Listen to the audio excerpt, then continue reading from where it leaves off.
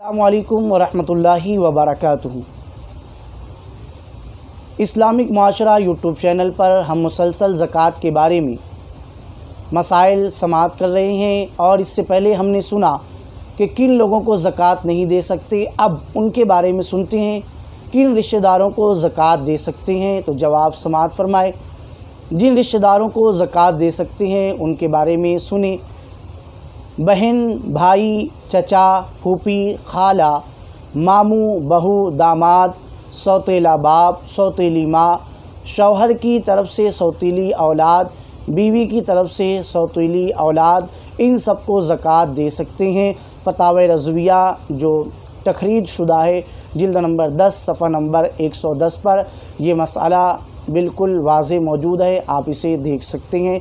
लिहाजा इन्हीं रिश्तेदारों को ज़कात दी जाएंगी तो ज़कात अदा होगी, वरना ज़कात अदा नहीं होगी।